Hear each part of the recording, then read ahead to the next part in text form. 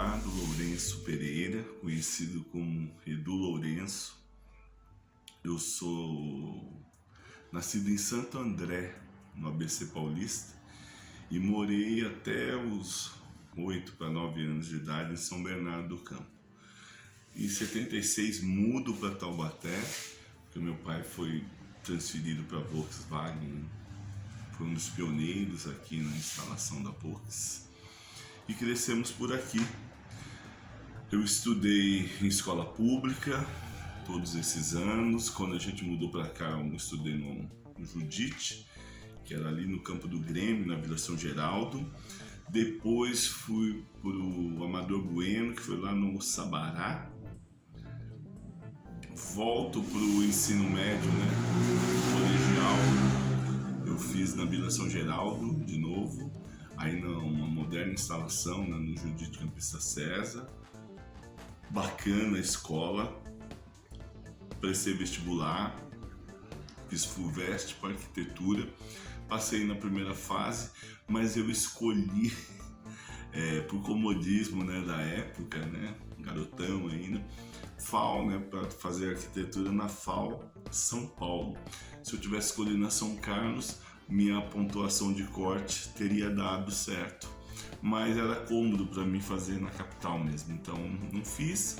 Prestei vestibular em Taubaté para arquitetura, na Unital, passei na época em 10º lugar, no teste de aptidão fiz 96 pontos, mas era um curso integral, na época não dava para eu fazer um curso integral, então eu fiz o primeiro.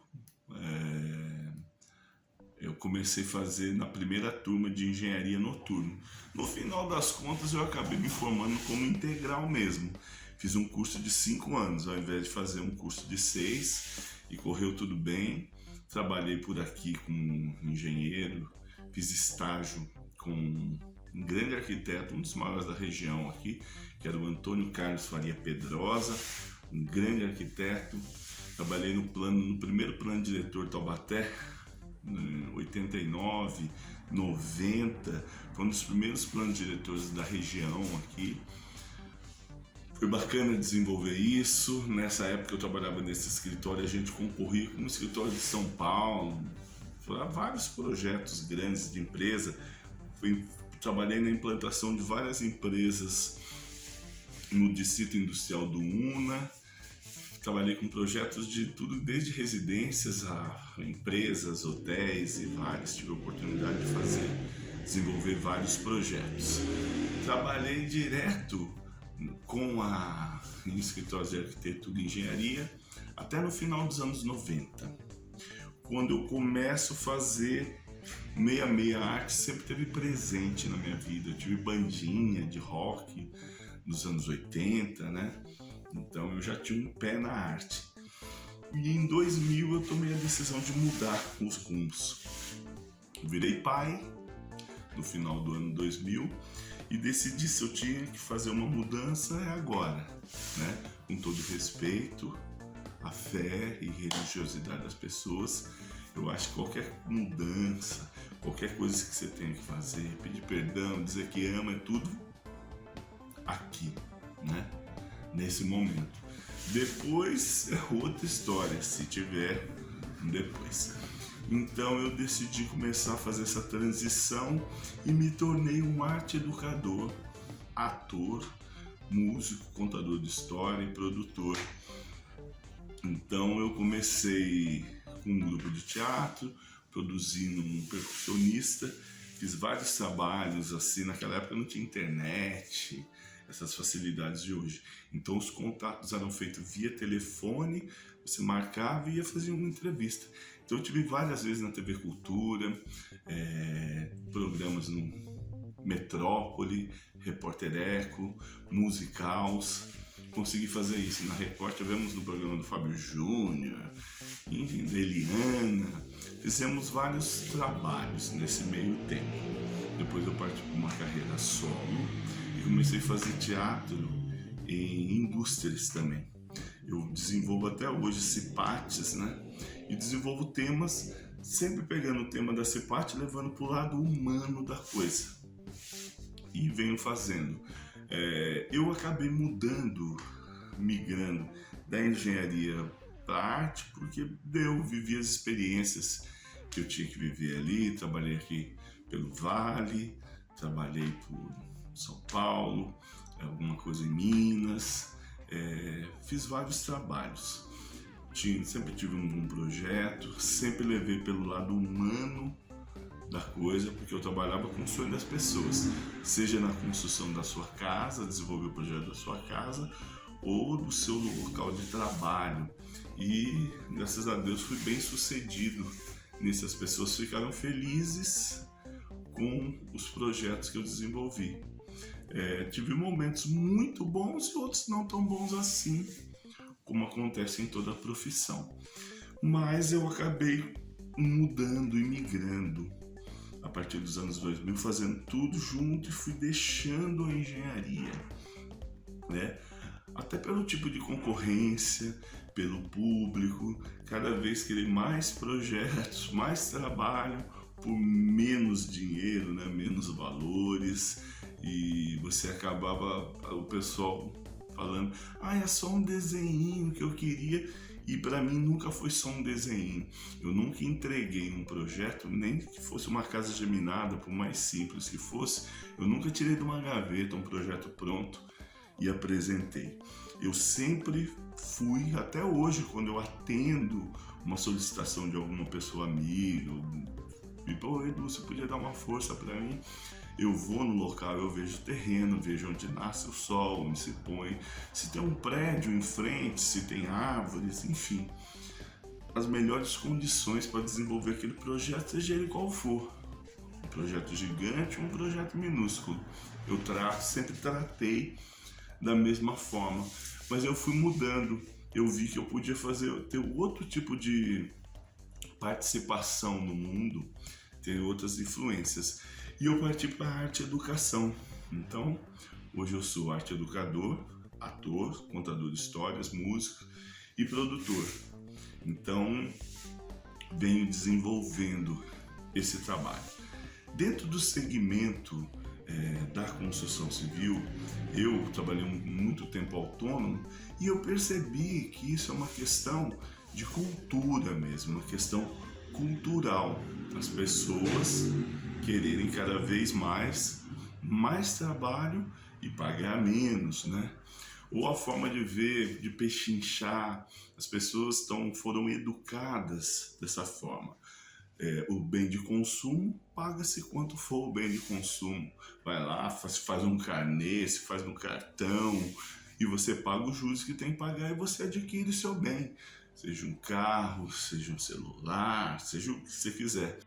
E quando é para prestação de serviço, tem esse problema, que é a impressão que eu tenho, que é cultural, onde o profissional que presta serviço, profissional autônomo, tem que ser sempre confrontado ou questionado quanto a pechincha, quanto a diminuir o valor. Isso acontece com os profissionais: pedreiro, eletricista, carpinteiro, marceneiro, todo mundo. Mas aí os eiros também entram, engenheiro também entra nessa conta. Talvez os advogados, mas o advogado tem uma outra linha de cobrar, você sempre joga OAB, tem algumas questões, mas enfim, os bens de consumo, o pessoal está acostumado a pagar o que tem que ser pago, você vai dividir, você é no carnê, tudo mais, mas a prestação de serviço profissional, ele é sempre questionado, se dá para melhorar. É como se esse profissional tivesse sempre que dar a sua pechincha. Vou contar um caso rápido que eu vi uma vez. Isso é um tanto de preconceito, é o que a gente tem visto na nossa cultura, na nossa comunidade, o pessoal que está aqui no entorno.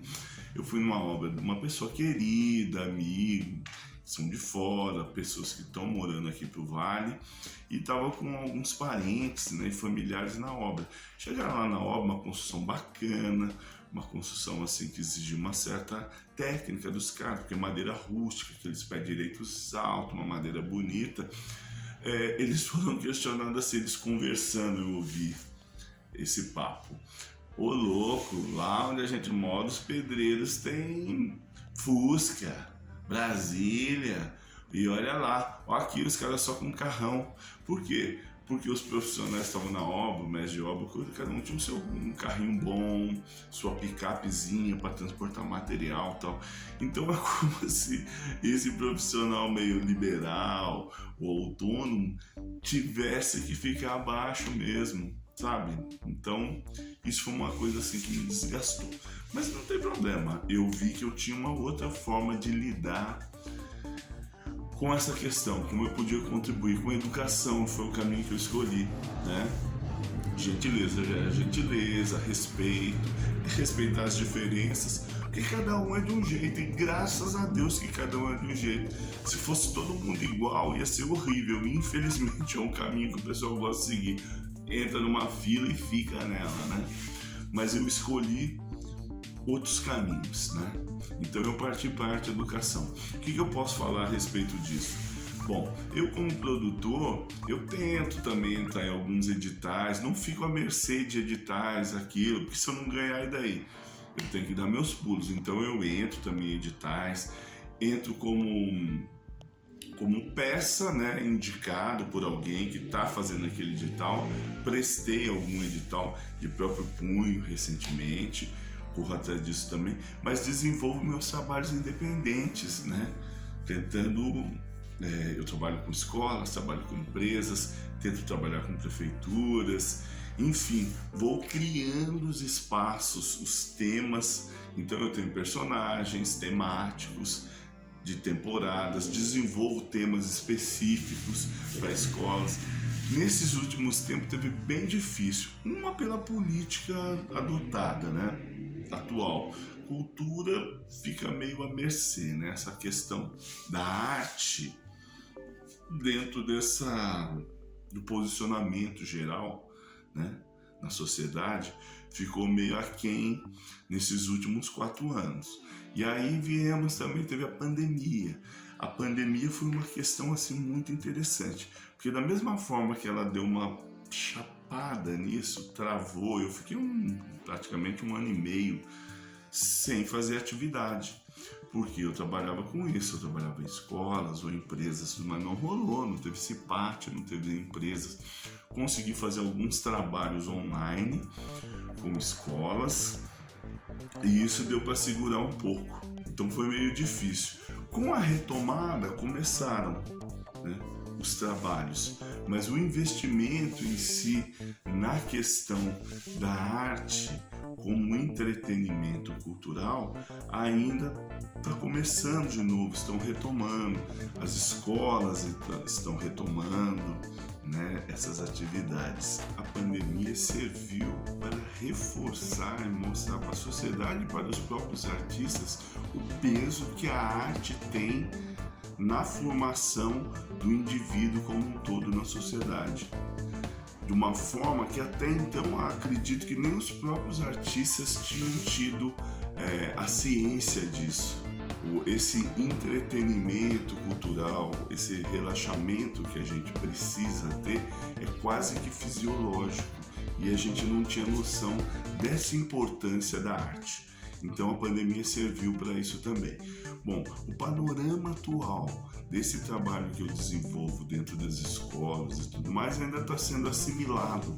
As escolas e mesmo as empresas ainda estão aprendendo a lidar com a questão do artista enquanto arte educador dentro da escola ou da empresa. Um artista fazendo um trabalho de educação.